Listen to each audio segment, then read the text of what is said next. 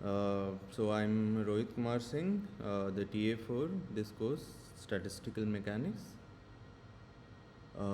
And this is the live session, week 4.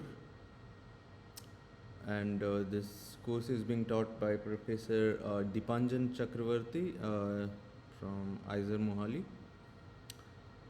at NPTL. So, which you guys should follow up the lectures at NPTL, and if you want, you can also register for exams, and you can get a certificate. So here in this live session, what we do is we try to recap some of the concepts that are being discussed in the lectures, and then try out some problems. Okay, and you are free to ask any questions or doubts that you have. So uh, yeah, so let's start. So for week 4 on the in the lectures or over the NPTL, we have mainly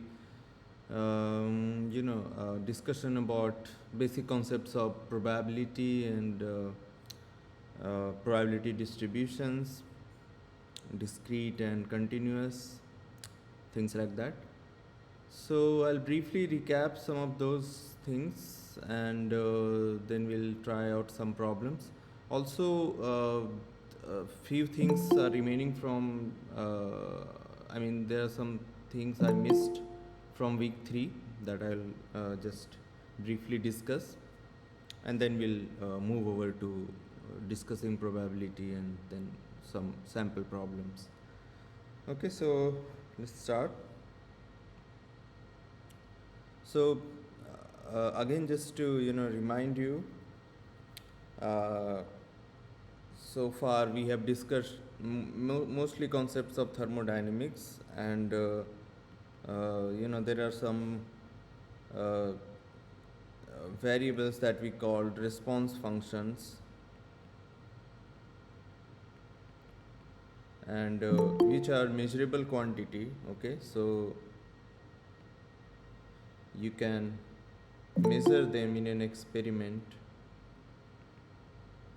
Okay, for example, you have kT, which is relative change in volume with respect to pressure, keeping the if you are keeping the temperature constant, then this is isothermal compressibility, and if you are keeping the entropy constant, so can anyone tell me how do you keep the entropy constant? How can you keep keep the entropy constant in a system? Can anyone answer? So this has been by not providing any heat, by making it adiabatic. Sorry, by By making the system adiabatic, that is yeah, insulated from all sides. sure, yeah. So if there is no heat exchange in the system, then its internal energy will not change, and then its entropy will not change. So yeah, you're right, adiabatic. So this is called adiabatic compressibility. Okay, and this is what relates to. So if you have seen the speed of sound formula, this quantity is related to a speed of sound in a medium. Okay. Oh, sorry. Speed of sound. So yeah, and then you have specific heat. So these things you can measure. Also, you have something called alpha, which is the expansion coefficient, right? And alpha is given by relative change in volume when you with respect to temperature, keeping the pressure constant. Okay, So this is called the expansion coefficient. So these are all measurable quantities, and yeah, then you have specific heats. So you cannot directly measure these specific heat. So this is specific heat at constant pressure, and then you have specific heat at constant volume. These you cannot measure directly, right, in an experiment. Because you don't know how your entropy is changing with respect to temperature, or so these are very complicated. But there is a trick. So the ratio of this Cp over Cv is related to these response functions. So this you must remember, right? This has been derived in the lectures. If you want me to derive it again for you, I can do it. So you have to just use the cyclic relation and some manipulation, and you can easily get this relation, okay, from here to here, using the formula for Kt and Ks. So now what this formula, why this formula is very important is that it relates an immeasurable quantity experimentally to a measurable quantity, ratio of measurable quantity in an experiment, okay.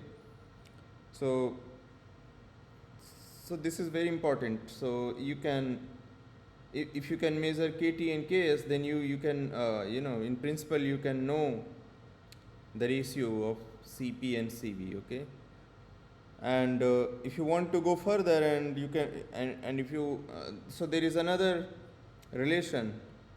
So you can also calculate the difference of these two specific heats, and this is also have been derived in the lecture. So this is given by this formula, okay. Now here you have expansion coefficient. So you have to know the expansion coefficient and Kt, the compressibility, isothermal compressibility. So basically these quantities on the right hand side, these are all measurable quantity, right? Temperature you can measure, volume you can measure, and these two response functions you can measure, right? So expansion coefficient. So you raise the temperature and you just notice how the volume is changing.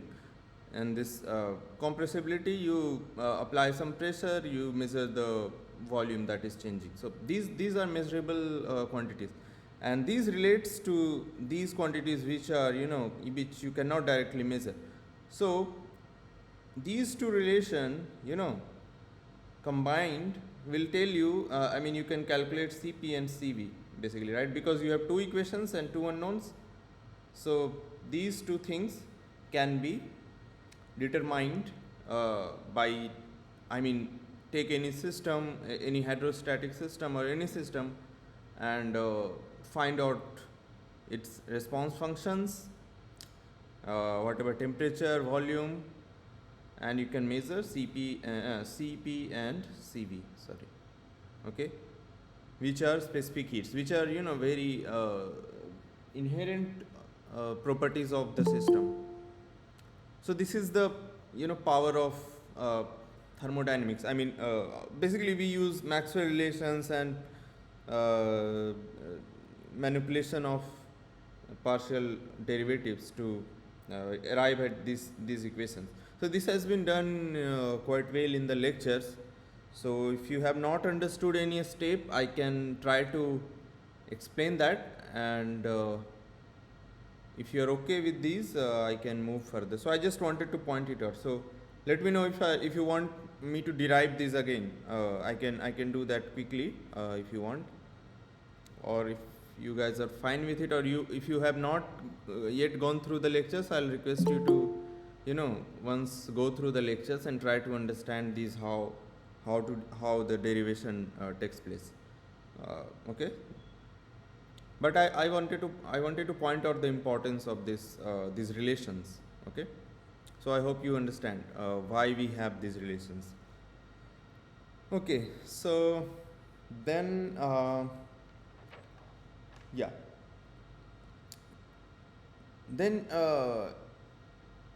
something another important thing which you cannot measure directly, and which you can measure in terms of these response functions, is called are something like change in entropy, change in internal energy, and things like that. Okay, so suppose you have a system, and you fix the number, so n is fixed, so you don't need to worry about, if the I mean about the chemical potential. So n is fixed, we are not changing the number of particles that are there. Okay, and then we can ask that, so for example, the entropy can be written as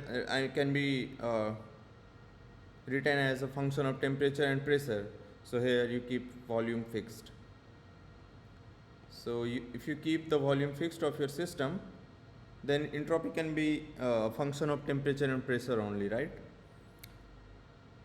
And then if you vary, if you write a finite change in entropy, you get, basically you have this.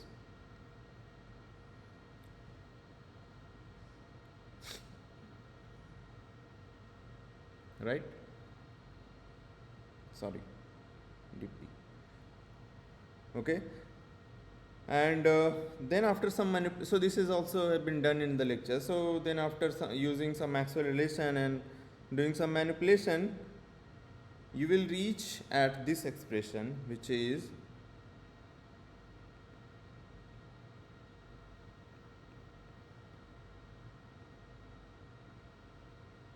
this. Okay, so now you, if you look at this expression, this is basically first law of thermodynamics, right? You have change in heat, change in internal energy, and the work done here. Okay, and so now if someone asks that what is the change in entropy if you fix the temperature, then this is easy, right? Then this is just change in entropy with respect to pressure at fixed temperature, and from this expression it's simply minus Tv alpha p dp, right? Now as I mentioned, these quantities are experimentally measurable, right? You can measure temperature, volume, the expansion coefficient, and the change in pressure that you are applying, right? So now you can calculate the change in entropy in terms of experimentally measurable quantity. Okay, and similarly you can fix the pressure, and then you can ask what is the change in entropy, and this will be simply Cp by T dt, right? From here, from this equation. So this is also Cp, as I just mentioned, Cp and Cv you can calculate like this, right? These are also measurable in terms of response functions and thermodynamic variables, temperature, volume, and so you can basically calculate the change in entropy. Okay, and if both are variable, temperature and pressure, then you have this general expression here. Okay, but in any case you can so this allows you to measure a change in entropy. So change in entropy, right, when you change temperature or you change pressure, and as you know, entropy is, entropy you cannot measure directly. You don't have an instrument to measure entropy. You have an instrument to measure temperature, right? You can use a thermometer, but you don't have anything I mean, you don't have an instrument to measure entropy, but thermodynamics allows you to measure the change in entropy in terms of change in temperature, right? So this is something very interesting. And similarly, you can have, so you can fix the pressure, and then you can write the entropy in terms of temperature and volume, and then this will lead you to this expression. So these are all done in the lecture, so I'm not going to repeat. I'm just highlighting the importance, okay, and just recapping. So again, for this scenario also you have this expression, uh, and here again you can determine the change in entropy. So at fixed volume you have this,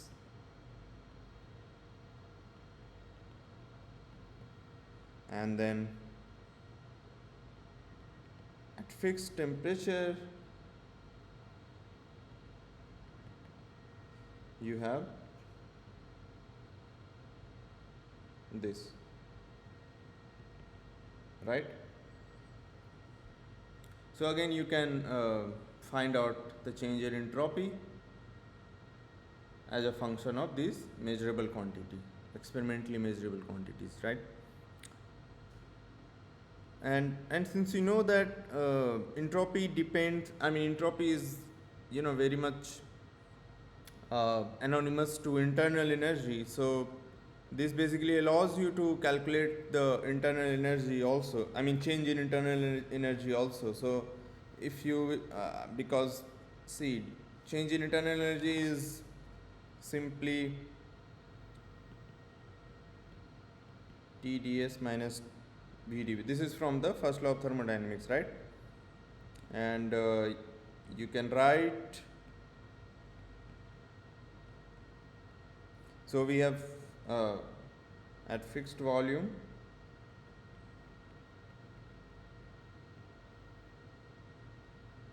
sorry, mm, yeah, you have this, and in general finite change in internal energy is given by this,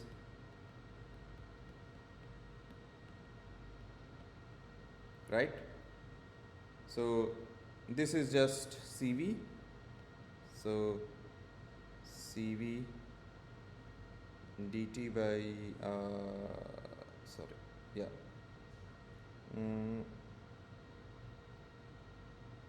T, and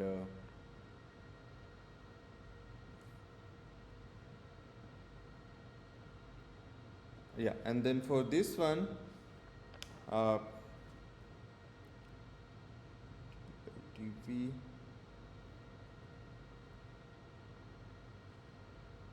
oh this is just minus v, right?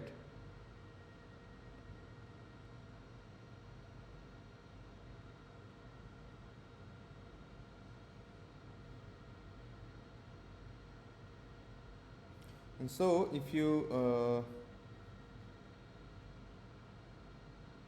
no wait, this is fine, right? Du by dt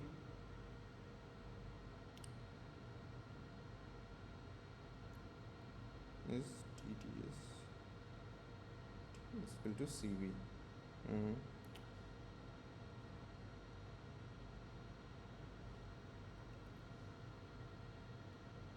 Yeah, and then we have to find du by dv.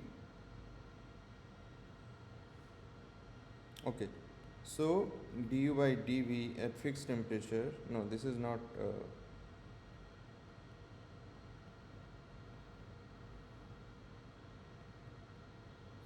okay, so this will be from first law of thermodynamics given by this. And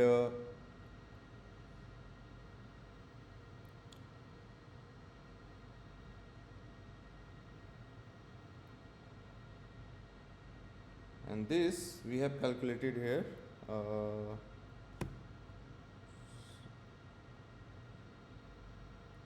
dV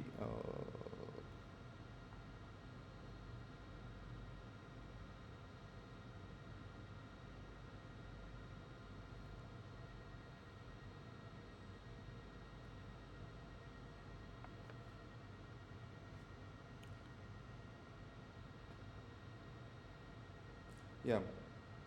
So this you can see here from ds by dv. This from here, this is just from this relation that we calculated here. This is T alpha E by kt, right? So minus P, yeah. And then you can put it here, and finally what you will have for change in internal energy is Cv dt plus T alpha P by kt minus P dV, right? So basically now you have change in internal energy, okay, and in the right hand side all the things are that are there are experimentally measurable. Cv, you can determine change in temperature of the system. You have expansion coefficient, you have isothermal compressibility, you have pressure and change in volume. So all these things you can determine, and then that will give you the change in internal energy, okay. So, and this is possible because you can find the change in internal change in entropy, right? So yeah, I think this is clear. And then the last case where you can fix the temperature, so you have the entropy in terms of pressure and volume, okay, and this will similarly lead you to this expression of first law,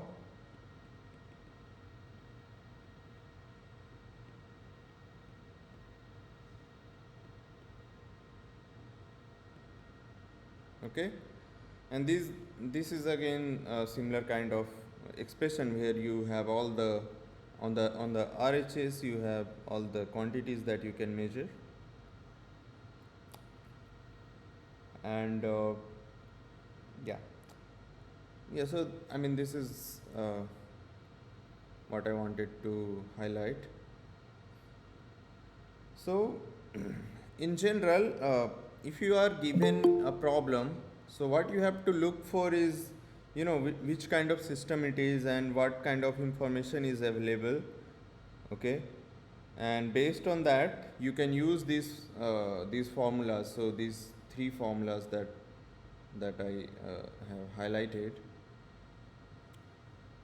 and these can be used to solve any problems in thermodynamics. So basically you can calculate the change in entropy and change in internal energy, okay, uh, based on the measurable quantities. So yeah, so this is from week 3 that I wanted to highlight. Then so this week we have mainly discussions on some concepts of probability, okay. So all of you must be knowing something about probability. You have learned it during your high school and college. So but yeah, probability seems very easy, but it has some profound consequences, okay, when we deal with statistical mechanics. So later on, you will see that everywhere you will see concepts of probability being applied. So there will be something called partition functions and things like that, and there you have only probability. Even entropy has a probabilistic interpretation, as you will see later on. So yeah, so this is very important to understand what probability really means. So the basic thing, you know, that so if you have some event, so if you toss a coin, you can either get head or tail, right? So these are your outcomes, and which is denoted by wi, outcomes, okay, omega I or whatever.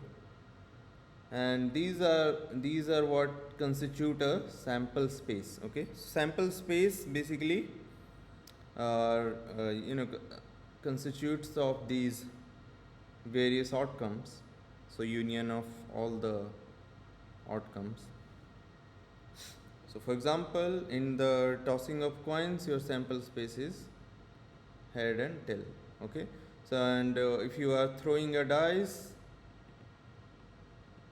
then your sample space is basically 1 2 to 6, right?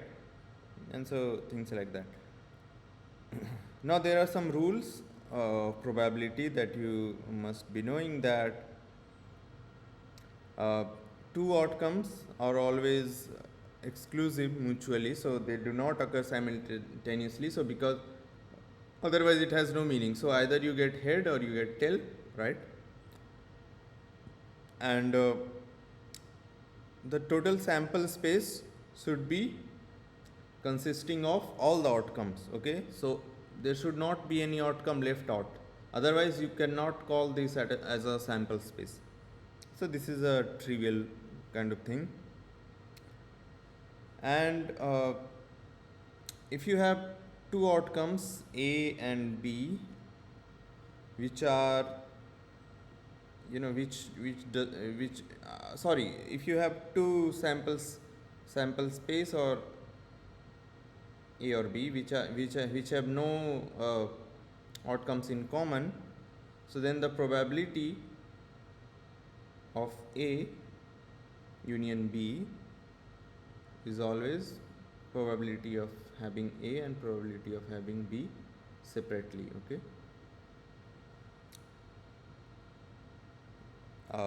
sorry, A and B are your events. So for example, here tossing a coin is an event. Okay, and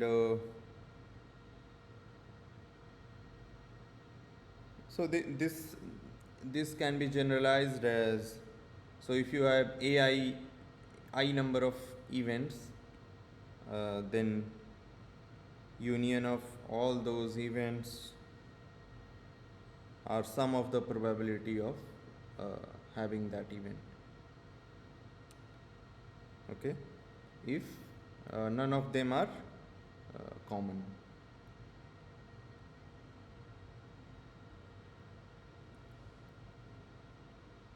So yeah,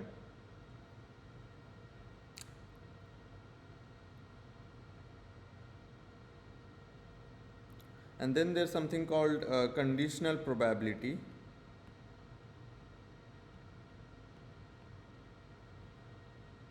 where probability of occurring A, okay, with respect to B.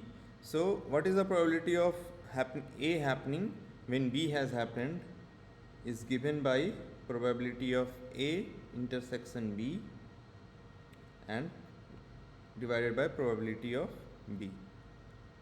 Okay, so this is called conditional probability. Yeah,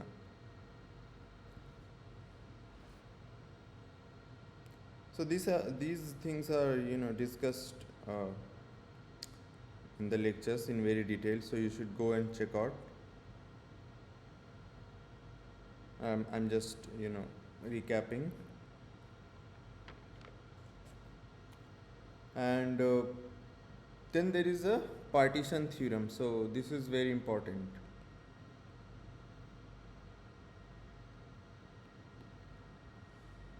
So suppose you have a sample space, okay, S, and then there are multiple events which constitute this sample space. So A1, A2, A3, A4, A5, A6, right? So basically you have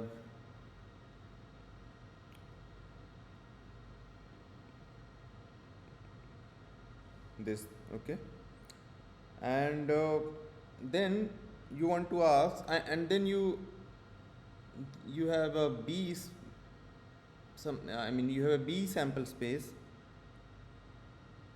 which belongs to which is a kind of a subset of this S, okay, and you want to ask what is the probability of B, okay, and this is given by sum over the probability of happening AI, so probability of these individual events times probability of conditional probability of B over AIs, okay, and this leads to something called Bayes theorem. So Bayes theorem is given by this. So probability of AI over B is probability of B over AI times probability of AI, and in the denominator you have probability of B. So this is the Bayes theorem, which you must have studied in your high school, right? So these things are not much used in the current current whatever we are studying, but yeah, it's useful to know them and to understand what they are telling. Now what is important for us are probability distributions, okay, so probability distributions. So there are two kinds of distribution, okay. One is something called discrete and the other one is continuous. So discrete is for example we just saw the anything that can take discrete values. So tossing a coin give you either head or tail, right? Now since there is a symmetry in the system, so you have half probability for happening of both, but in general what you can do is you can assign some probability to this.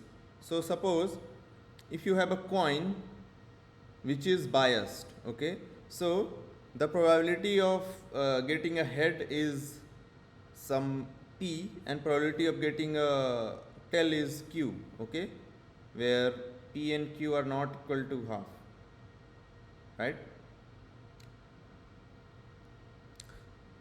Then you can ask that if you have uh, yeah if you have n number of trials or n number of if you toss the coin n number of times, then what is the probability of getting head, right? This you can ask. So how do you then answer that question? Do you understand what I'm saying?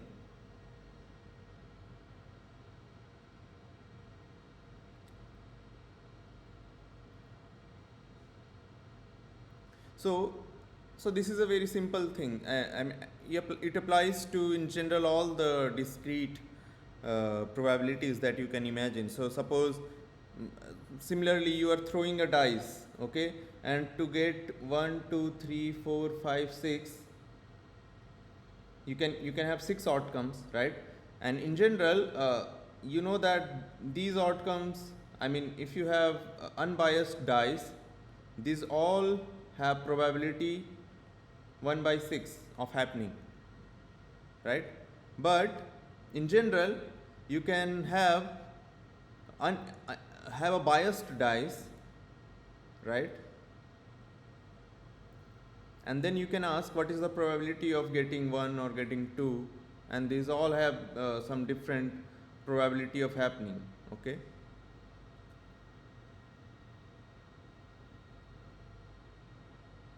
So, so this, I mean, this is generalized. So if you have two possibility, then this is called a binomial distribution.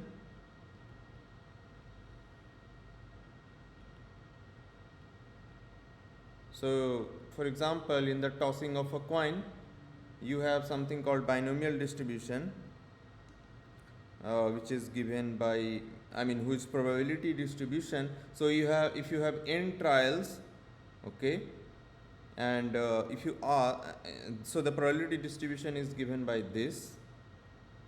So I'm just writing it out. I'll explain what does this mean.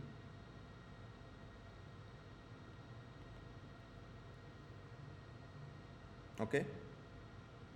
So what does it mean is that in general, if you are throwing the coin n times, you can ask how many times uh, out of those n times you get head.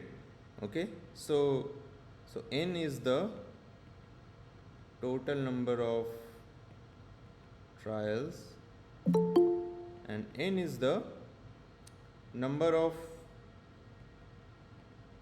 trials you get head, or in general anything, okay? And then n minus n will be the number of trials you get tail, right? And as I mentioned that you have a biased coin, so getting a head and tail is not equal to half, right? It is p and q, and so the distribution, the probability distribution is given by this formula, okay?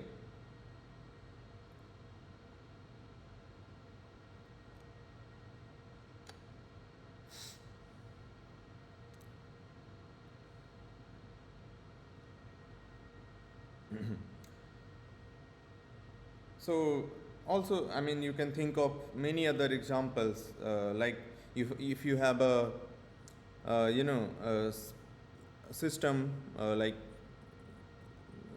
if you have electrons, they can be either in up state or down state. So you have uh, two states, and you can ask that if you have three electrons, right?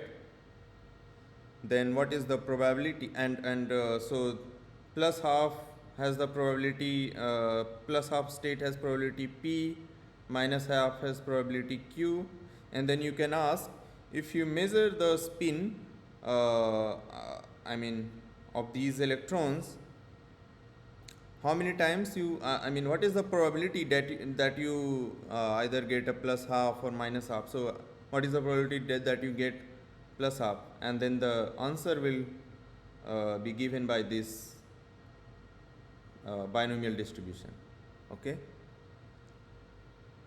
So this is very powerful. You can apply it anywhere, any discrete system with two outcomes. So you can write a probability binomial distribution. So yeah,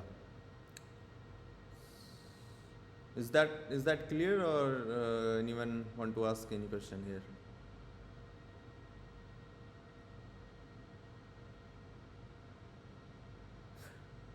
Okay. So now, if not, then you can have some other kind of probabilities, like, so this was discrete, and then you can have continuous probabilities. So for example, uh, you can have a system or an experiment where you don't get only two outcomes, you have infinite outcomes. So for example, you are you have a, so just imagine, uh, suppose you have a oscillating uh, harmonic oscillator, okay, simple harmonic oscillator, right? So this is oscillating between a and minus a, the amplitude, okay. Then you can ask what is the probability at a given time t, okay, for this harmonic oscillator to be present at some position x, okay. This thing you can ask, right?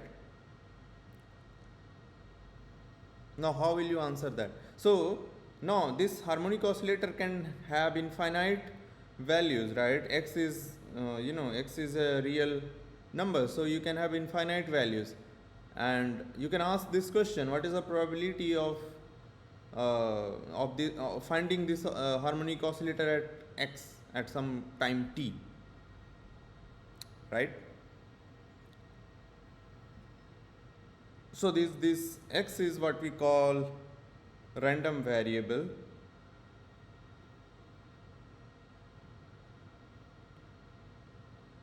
and it's basically takes value on the real line. So but one thing is sure, so here also the normalization works, so that total probability is equal to 1. So this is the normalization. I mean, so so what does this means is, if you integrate all the probabilities, okay, from minus a to a, you should get the value 1. It should be somewhere, right? So this is the normalization you know uh, condition. And so, and the probability of finding it, between x1 and x2, so between at a certain interval, can be given by this in general, right?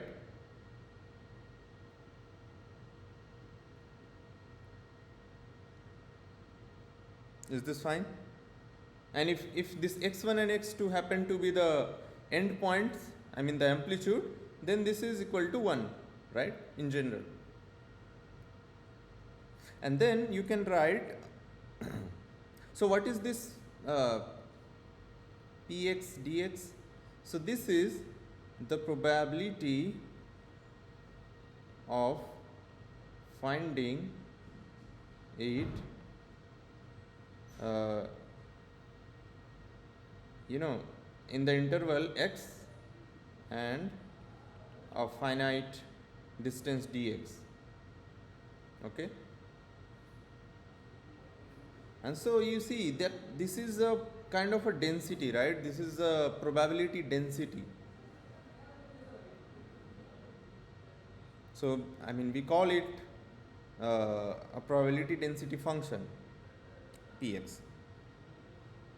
And then we have many different probability density distribution. So the famous one that you might have heard about is called Gaussian. So Gaussian is given by this formula,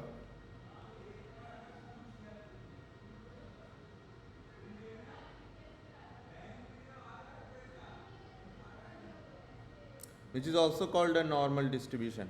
So Gaussian exists everywhere, okay.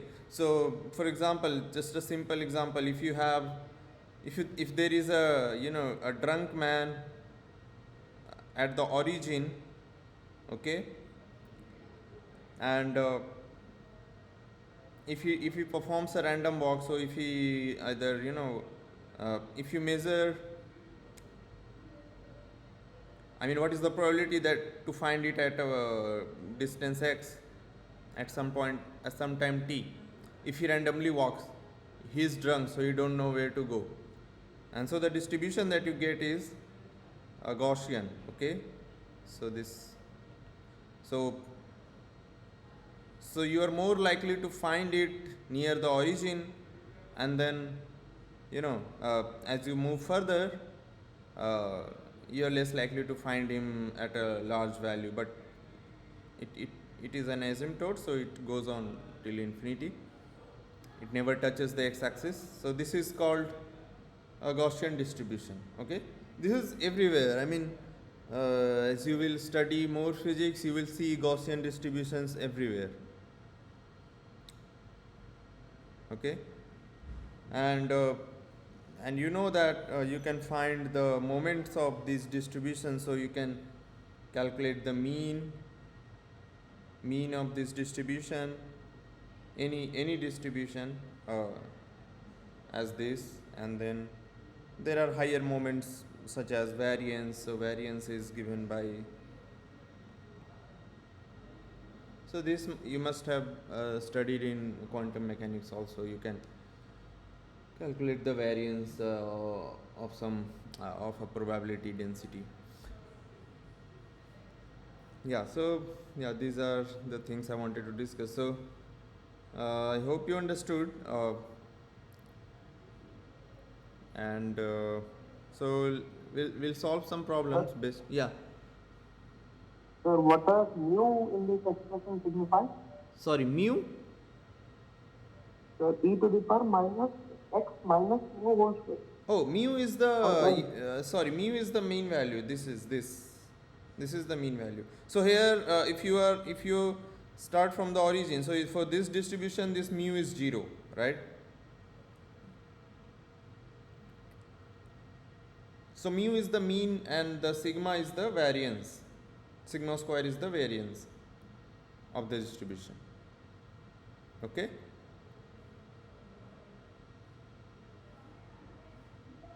Yes, sir. Yeah. This is a normalization constant. So if you normalize it over minus infinity to infinity, you get this value. You can check the derivation in any standard book. It's everywhere. And then there are other limiting case of this Gaussian distribution, so something called Poisson distribution, and yeah, there are many other probability distribution which has some limiting cases, and but they are all probability distributions. So they give you the probability of finding a system at some random x. For example, the harmonic oscillator here. You can have anything. So suppose a particle, you have a free particle in quantum mechanics. You can write. So you know that in quantum mechanics, the wave function, the square of the wave function is basically a probability density, right? The probability to find it at position x. So in quantum mechanics, then you can have a free particle. You can write, you can calculate the probability of finding that free particle at some particular position and time using these distributions. I mean, using these concepts basically. And there will be many examples in this course also, this statistical mechanics course. Okay. So yeah, let's try to solve some problems. So first,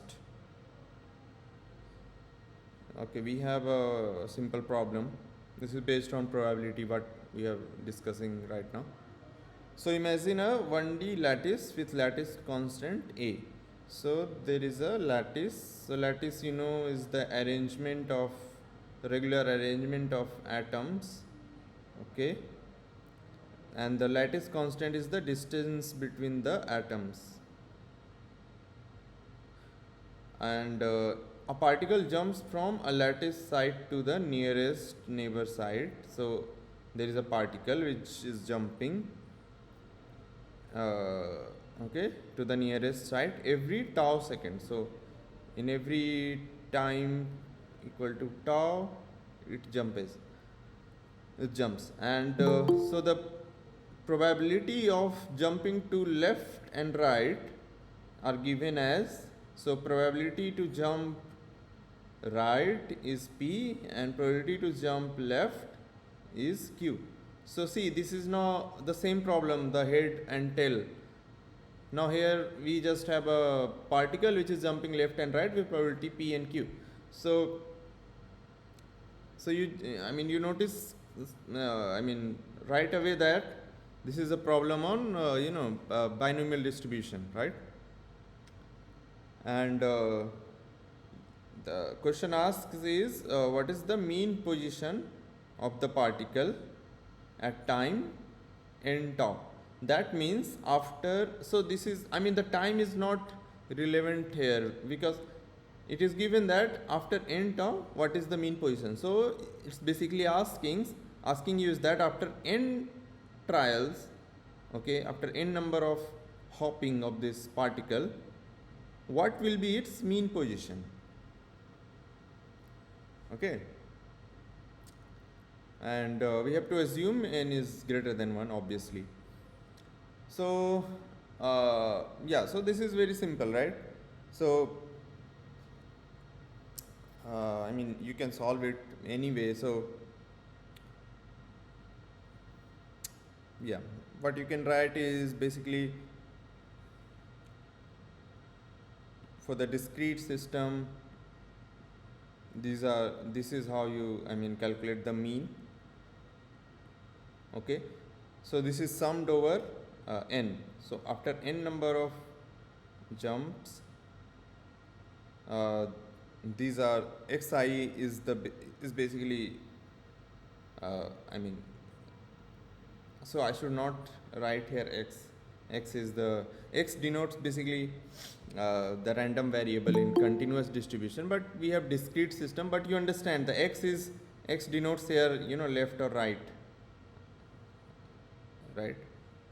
okay, and then the probability of jumping left or right is there. And so this so if either you jump to left or right, the distance you cover is same, right? It is a, and the probability of left and right is so p, and if you jump to the left, the distance you get is minus a, right? Sorry, and the probability is q. So you have NAP. So n times. So this is happening n times. These are all mutually exclusive events, and this is also NAQ. So what you have is simply NAN P minus Q. So fourth one is your correct answer. Shit, my pencil is not working. So what is happening?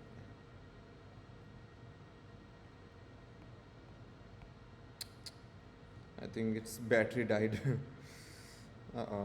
Okay, let's go to the next problem. We'll see. So here it. I'm not sure which CEO you're looking for. Sorry. Here the mean square value, we have to calculate the mean square value, okay, for the same time. So after n trials, and this also you can calculate in a similar way, right? we for variance you have this formula that I discussed here, and mean you already have calculated, so just take the mean square and you have to calculate the average x square, right? And I mean, this is just arithmetic calculation, there is nothing new here. My pencil is not working, sorry, its battery died, so I will not be able to write. Oh, sorry, my iPad battery is also not dying. uh, I had some more problems to discuss, but I think we'll have to stop here today. Sorry, guys. But yeah, I think, yeah, I mean, you can try out more problems. Uh, any standard probability book you can pick, and but you have to understand what these probability distribution really mean, okay, and how to apply them on in solving the problems. I hope I was able to make it little bit clear to you. So if you have any question, you can ask, I'll try to answer, and otherwise we can close the session. I forgot to charge it. I mean, it was charged, but it drained out very quickly. So sorry for that. So if you have any question, please ask.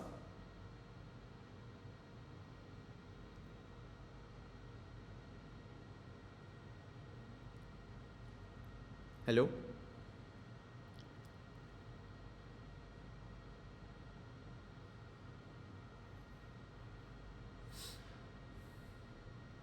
So I assume everyone understood somehow, somewhat what I discussed. Okay, so maybe I'll next time I'll discuss some more problems based on today's discussion, and then we'll see further. Okay. So yeah, thank you for joining. Let's close the session for today. See you next time, next Saturday. Okay. Thank you. Bye.